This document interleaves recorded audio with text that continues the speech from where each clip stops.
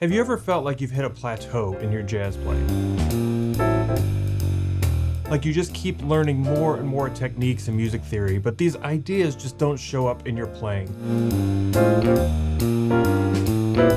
I felt the same way until I discovered this really simple technique to take all of that theory knowledge in my head and transfer it here to my hands, where that actually shows up and gets played on my gigs.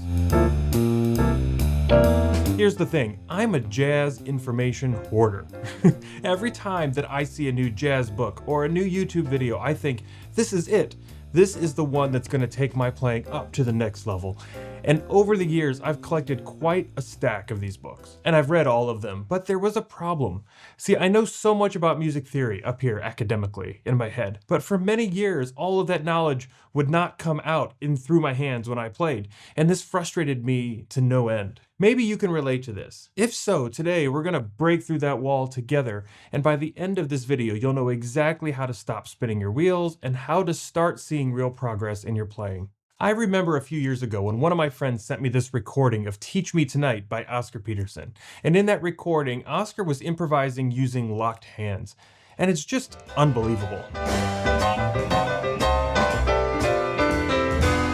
I fell in love with that sound, and so I spent a few afternoons practicing it until I got to the point where I felt pretty satisfied with it. And then another day while I was driving around town doing errands, I heard this recording of Gene Harris playing Sweet Georgia Brown. And he's playing this bluesy shout chorus thing that just kills.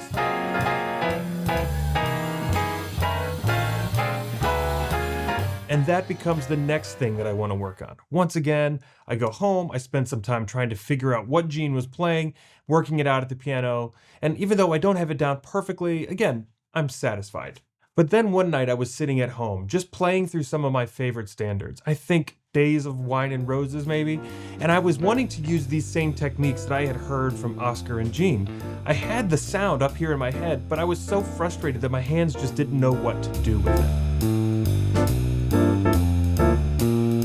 And this became a cycle. No matter what I'd learned, I'd end up back right here where I started, with more knowledge stuffed into my head, but nothing to show for it when I came to sit down and play. This is the trap of novelty. We get so excited about the next thing that we end up leaving behind what really matters, a true mastery of all the fundamentals that came before it. If we learn how to speak a language, our goal is to become fluent in that language. And when we're fluent, we can communicate freely and automatically. We aren't thinking about how to conjugate verbs, what the different parts of speech are, how to structure our sentences. Our communication just flows, right? We're fluent. There's a similar concept here in jazz. When we truly master these techniques, when we become fluent in them, we can follow our own creative instincts and we can improvise and trust that our hands are just going to know what to do. That fluidity is what I felt like I was missing when I was trying to play like Oscar and Gene.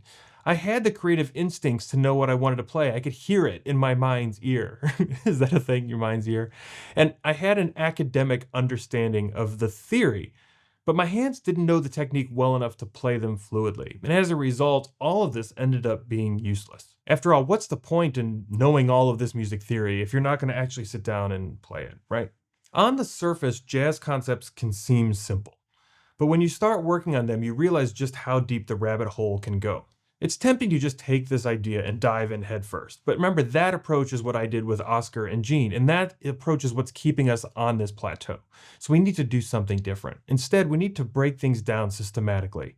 So let me demonstrate by showing you how I would use this process to learn a basic voicing.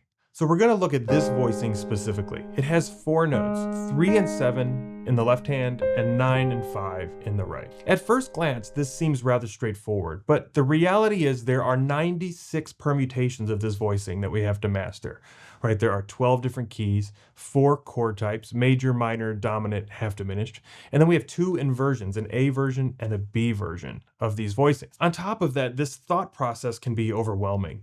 You need to determine the chord type. Then you have to identify these 4 notes, decide whether you're going to play the A voicing or the B voicing to get the best voice leading. And then you have to physically pick up your hands and move them into that position so you can play it with good rhythm. And doing that with 96 different permutations can feel impossible. So what are we supposed to do about this?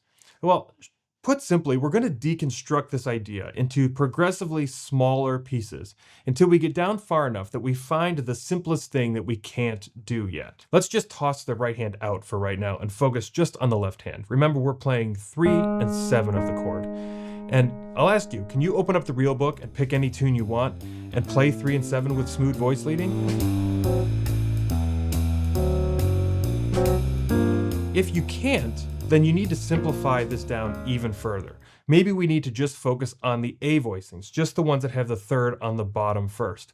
Learn all of them that way. Now, as you start to deconstruct things down deeper, you start to focus more intently on the small things. And the small things are the things that oftentimes kind of help bolster our foundation and make it nice and strong.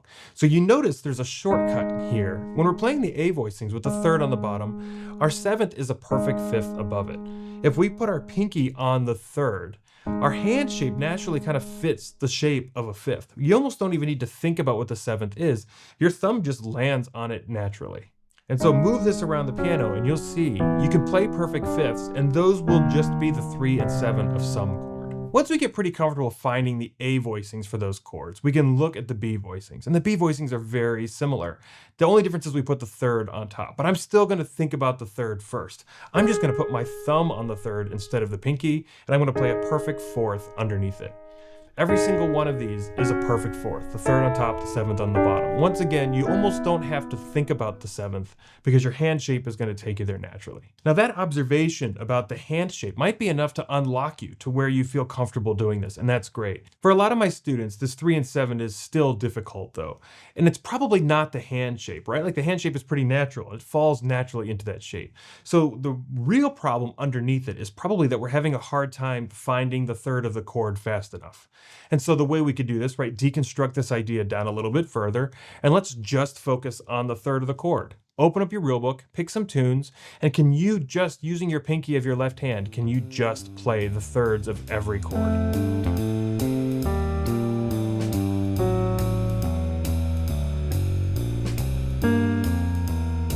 So basically what we're doing is we're deconstructing this idea down towards the weak point, and then we're going to work on that weak point in isolation, and then you'll find everything else kind of builds back up. Once you get good at playing thirds just by themselves in your left hand with the pinky, adding the hand shape on top of it comes pretty easy, right? But even so, if finding those thirds is still tough, you can break this down even more. Maybe you do just the major chords first. Once you got those down, then you do the minor chords, and you expand to the dominants and the others, etc. This can take a little bit of time, but that's okay. Remember, we're going for total mastery. You don't want to play this till you get it right. You want to play this until you can't get it wrong. And once you're confident with those left hand A and B voicings, now we can start to think about our right hand, the 9 and the 5. And again, we're going to find these same patterns. Our right hand actually has the same hand shapes as our left hand. In the A voicings, our 9 and 5, our A voicing is a perfect fourth. And if we do the B voicings where we put the 9 on top, then we make a perfect fifth. And as you start to work this out, you're going to notice another kind of symmetry, which is pretty cool. In our A voicings, our left hand plays a fifth, right? 3 and 7 on the bottom make a perfect fifth. And our right hand is going to play the 9 and the 5, which is a fourth. So we have a perfect fifth in our left hand and a perfect fourth in our right hand. When we go to the B voicings, exactly the opposite happen. We have the 7 and 3 on the bottom, that is a perfect fourth, and we have the 5 and 9 in our right hand, which is a perfect fifth. So there's always 1/5 and 1/4. Now that you see this, you'll have a quick way to kind of navigate and help check yourself. See, when we were thinking about this just academically in our head, we were probably thinking third of the chord, 7th, 9th, and 5th, and then we were counting up the scale to figure out what these notes are. But now that we're thinking about this with our hands and thinking about hand shapes, we're translating this same idea into something tangible and physical that we can take with us to the keyboard. And it's going to be much stickier for us that way.